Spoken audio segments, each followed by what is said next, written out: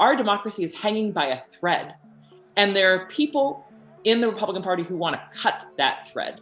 Extreme partisans are willing to do whatever they can to help themselves stay in power. And that includes fundamentally destroying our very democracy. What's at stake is our democracy and our future. People need to know the truth. I guess at the end of the day, it's about love, and love for our fellow humans and love for this planet, which is why we cannot give up. It's all coming up on the Laura Flanders Show, the place where the people who say it can't be done take a back seat to the people who are doing it. Welcome.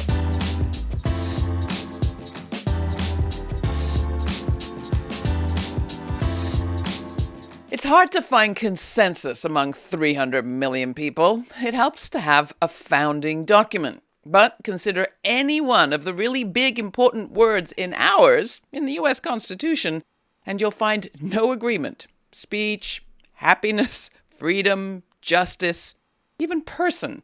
All those words have been debated since the founders' ink was dry, and we, the people, we haven't finished debating yet.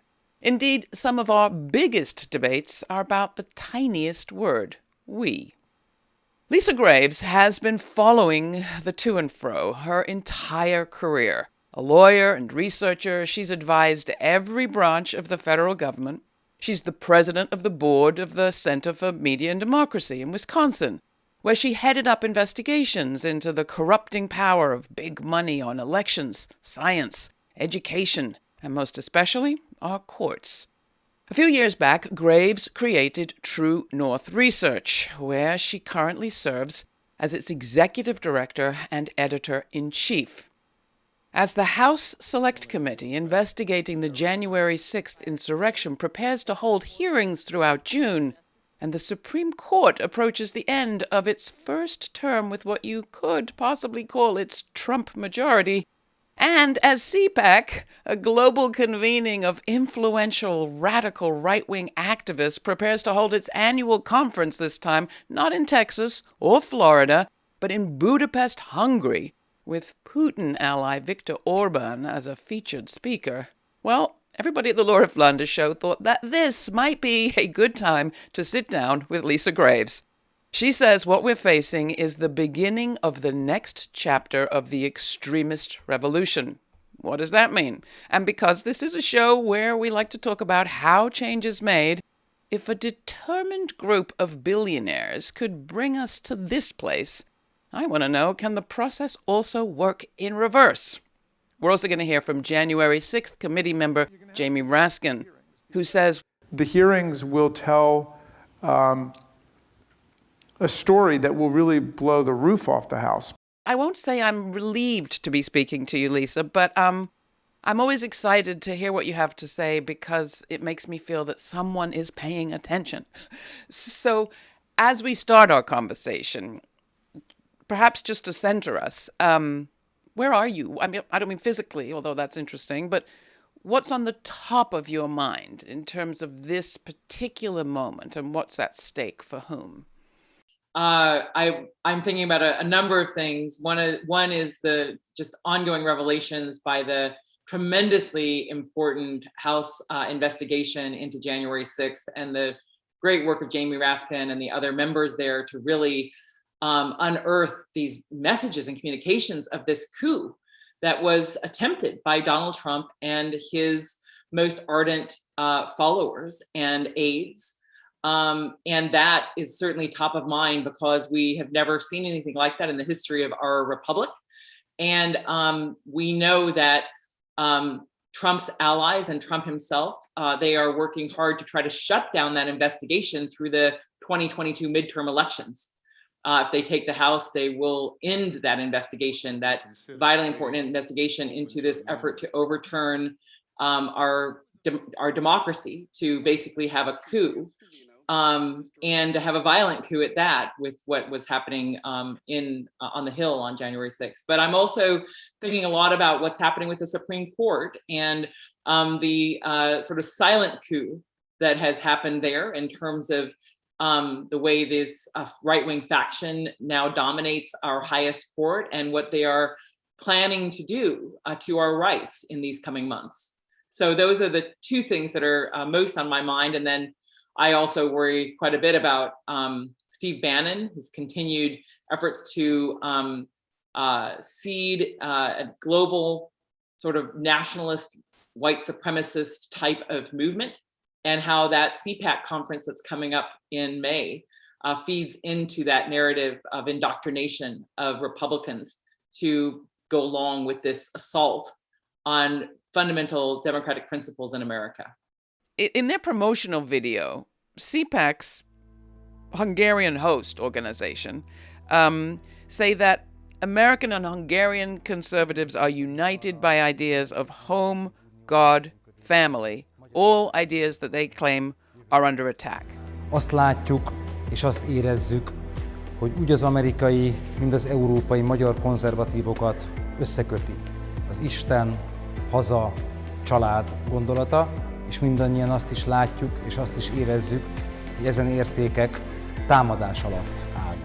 Hungary is a country where Viktor Orbán, as prime minister, has conducted purges of gay people and Jews and anybody smelling of leftism of any kind. There have been horrendous assaults on Roma people, on the so-called gypsy people in the region, and of course the treatment of immigrants that we've seen. By moving their conference, the Conservative Political Action Committee, to Hungary, what are they signaling? And what do those words, home, God, family, mean to them and the Hungarians?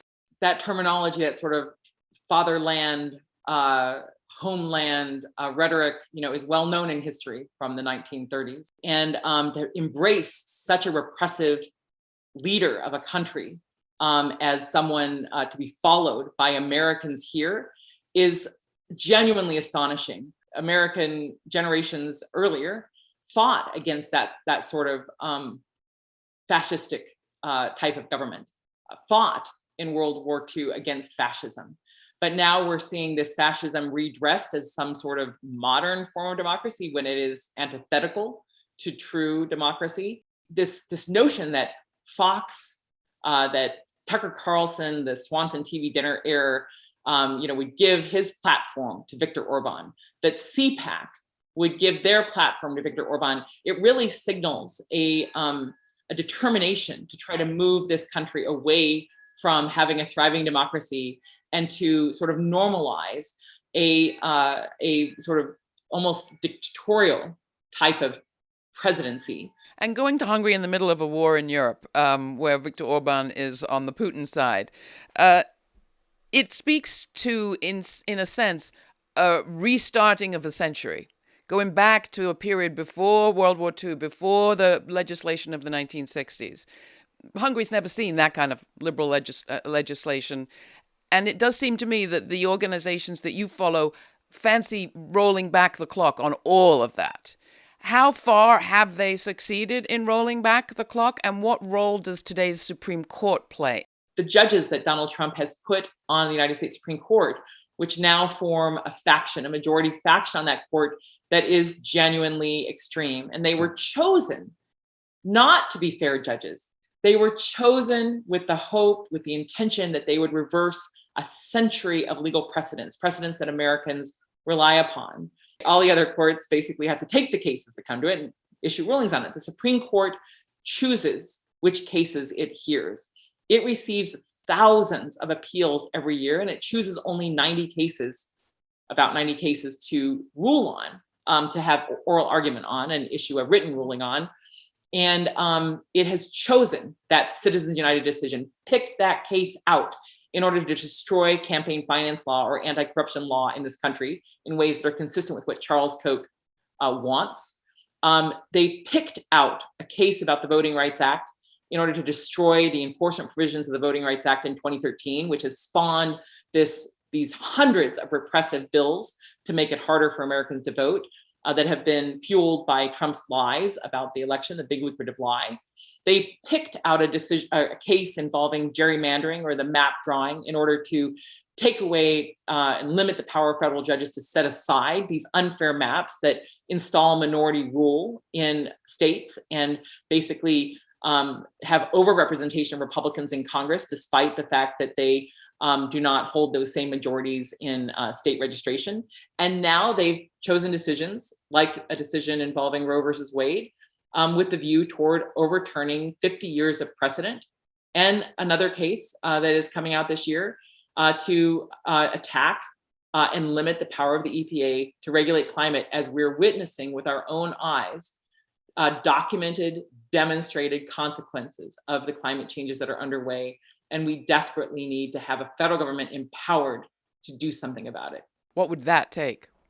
Well, that's going to take having substantial progressive majorities who are willing to make sure that our courts are staffed with people who are fair and who do not have this regressive, repressive, narrow view of our Constitution, who do not have an agenda to roll back the rights of American women, LGBTQ rights, to roll back our regulatory rights, the power that we have and justly have to regulate corporations, which are artificial creatures of the state who do not have the same rights and should not have the same rights as actual human beings.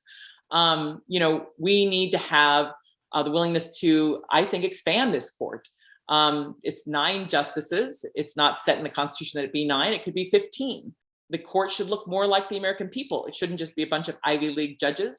Does the confirmation of the court's latest justice, Ketanji Brown Jackson, make a difference?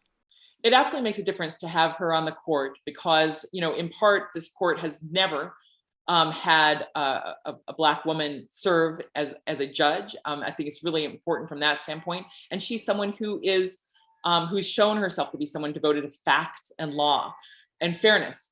But it doesn't change the majority. It doesn't change this faction, but it holds off the expansion of that faction and gives us a toehold for pushing back that faction and outnumbering them ultimately.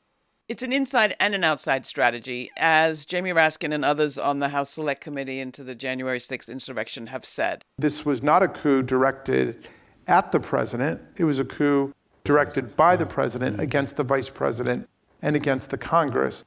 No president has ever come close to doing what happened here in terms of trying to organize an inside coup to overthrow an election and bypass the constitutional order, and then also use a violent insurrection made up of domestic violent extremist groups, white nationalist, racist, fascist groups in order to support the coup. There was both the attempt to bypass the constitutional order at the level of the elections and counting the votes and alleging fraud when there wasn't any, and there was the sort of fueling of an outside the Capitol mob of white supremacists and others that you've mentioned. What we're hearing from Jamie Raskin now is that the findings that we're all going to, with any luck, get to hear more about in June will, as he put it, blow the roof off the House. What are you most listening out for? And are you still able to be shocked by what you're hearing? In terms of what's happening with that investigation, more documents, audio, we're already seeing some of that in the revelations about Jenny Thomas's role in using her power to try to influence Mark Meadows and Trump to overturn the election. Who was paying her salary? Who was paying her consulting fees? Who has been paying her all these years as she has played this significant role in trying to influence who gets into the Trump White House and who gets fired from it? This is the wife of a justice on the United States Supreme Court who was actively fomenting insurrection in this country. And she's part of that outside inside, I suppose, component. My hope is that those sorts of revelations will break through the sort of fog of just malaise and fear and worry over the economy and of the pandemic to really help wake more people up to the fact that our democracy is hanging by a thread. And there are people in the Republican Party who want to cut that thread. Donald Trump is chief among them, but he's not alone. He has extreme partisans who have very extreme views, who are willing to do whatever they can to help themselves stay in power and help him stay in power, and that includes fundamentally destroying our very democracy. Let's hear from Congressman Jamie Raskin. It is a mistake to think that that the right wing, by which I mean the Republican Party, by which I mean the extreme right wing, because it's all the same today, it's a mistake to think that they don't operate on ideas, because they do. They operate on very elaborate, detailed, minute conspiracy theories. It's a race between the popular will and their control over anti-democratic instruments like voter suppression, the gerrymandering of our districts, the filibuster in the Senate, court packing, right-wing judicial activism. We need to be mobilized like hell for the 2022 elections. It's either going to be a Democratic majority or Republican majority. That majority is going to be sitting in Congress in 2024 when the electors come in. Well, that's what the congressman has to say. Back to you, Lisa. We are in the run-up to midterm elections. Jamie got himself elected. I believe, that the vote still matters, even if our democracy is hanging by a thread. But you do have to wonder, if we have seen a popular movement over our lifetimes and in the last few years around equal justice for people of all races, around gender justice for people of all genders, around the climate for urgent action now, even at the level of corporate boards, how have a minority, albeit with a lot of money, managed to influence so many to believe that their lives are on the line to the point where they would go and, rush the halls of Congress as they did January 6th, and more benignly around the country, feel as afraid as many of them do, as angry as so many of them do, enough to sign up and get active at school boards and libraries and boards of elections, and none of that has actually turned out to be benign. How do they do it? And what do they have that the other side doesn't have? This circumstance that we're in is really fueled in part by Fox and OAN and these right-wing outlets that have no fairness doctrine that basically Charles Koch and his buddies helped wipe away, so that they can basically preach propaganda without giving any alternative or reality to it. And so you have these entities that masquerade as news outlets. And the related piece is, as we've learned from some of the analysis of Facebook, is how potent anger is in motivating people. How anger is something that spreads like poison.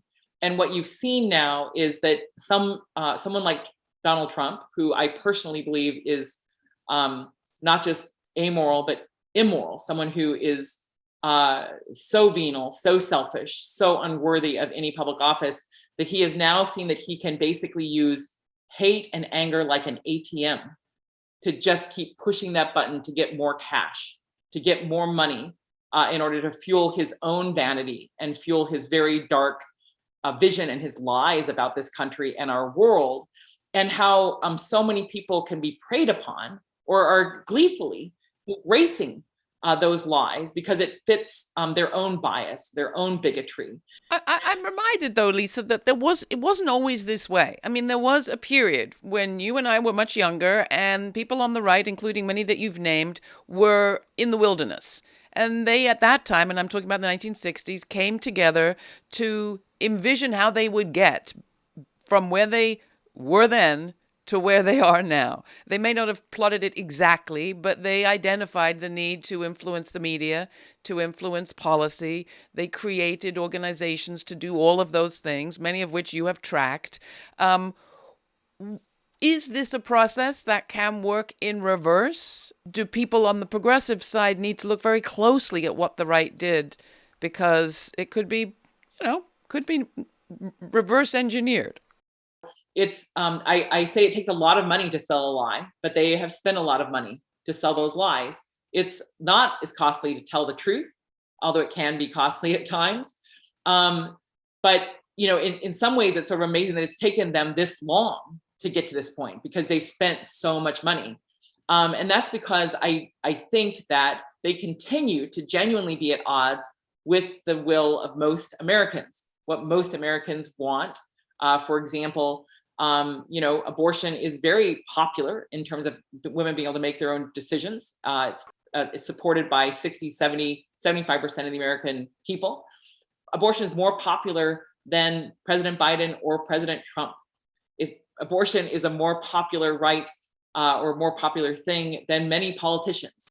And yet, because there are some right-wing funders, hedge funders and others who are so anti-choice, who have put so much money into these elections, backing these right-wing politicians, put so much money into helping to install these extreme anti-choice people on the Supreme Court.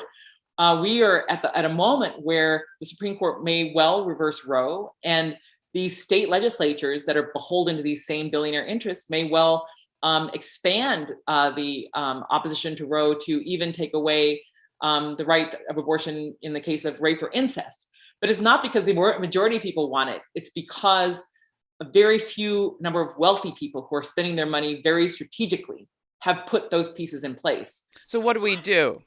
Yeah, so that's all right. So my hope is that as these decisions come down, this decision this summer on Roe versus Wade, the people, even if you're momentarily discouraged and outraged by it, that you not give in, that we not give in, that we use this as organizing, vital organizing to repel these extremists, that we use these moments coming up to really organize and to insist that the majority, the progressive majority, the majority in favor of equality, the majority in favor of great public schools, the majority in favor of making sure that women have reproductive rights and right to privacy, that we dominate in our elections, that we are able to elect people at every level of government who support these values and are not beholden to these super rich regressive billionaires, and are not beholden to this repressive point of view that's just out of step with human rights and basic rights in this country. What do you think is at stake for whom in this moment? And why do you care so much? What's at stake is our democracy and our future. And it's not just this idea, this abstract notion of democracy, it's really our freedom to pursue our dreams, our freedom to marry whom we love, our freedom to make sure that our friends and colleagues and family are treated equally and fairly, and not attacked because of their race or because of their sexuality. What's at stake is our ability to defend and protect this planet. Democracy is not just a structure in and of itself that's valuable, it is, but it's a structure that is devoted, or at least supposed to be devoted, to human freedom, to human opportunity, and to making sure that human beings, not corporations, and not just a few human beings, a few rich human beings, can make decisions about our lives. And so, it really is, I guess at the end of the day, Laura, it's about love, and love for our fellow humans and love for this planet, which is why we cannot give up. If we have a setback, we cannot let it defeat us. And as my hero, Frederick Douglass, said, power concedes nothing without demand. It never has and it never will. And we just have to make our demands louder, more forceful, more determined than some of these squeaky wheels who are being fed lies by this billionaire-backed lie machine. If these repressive forces come to power in the presidency, in Congress, in the courts, and we allow them to dominate us, I don't think we'll ever get our democracy back. And I think we will not just lose our freedoms, but we'll lose this beautiful, amazing, gorgeous planet we live on, because greed and selfishness will be the predominant value. Lisa Graves, thank you so much for your work. Thank you for spending this time with us. Really appreciate it. Thank you so much, Laura. It's an honor to be on your show. Thank you so much.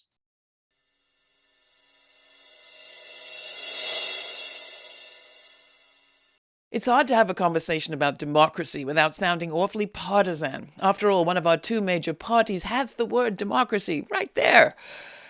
But I think, having traveled as much as I have around this country and the world, that there are all sorts of people who vote in all sorts of ways, who care about themselves and their families and the places they're from, and their histories and their futures and their water and their air.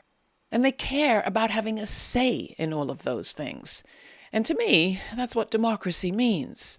So I will quibble with Lisa Graves about one thing. You know, where she says that it costs a lot of money to sell a lie? She's right. But it costs a lot of money to make space for a more complicated story about truth, too. Which is why I'm so glad that we have public television and public media and places that aren't accountable simply to corporations or to the government, but places where viewers and listeners can have their say in the conversations that take place and get heard. So if you think democracy isn't just for one party or another, or if you want to complicate the picture of our society today, I'm glad you're watching this program, and I thank you for your support. You can find all the information that you need about how to sign up for our podcast and receive my full uncut conversation with Lisa Graves at our website. Till the next time, stay kind, stay curious, and thanks for joining us.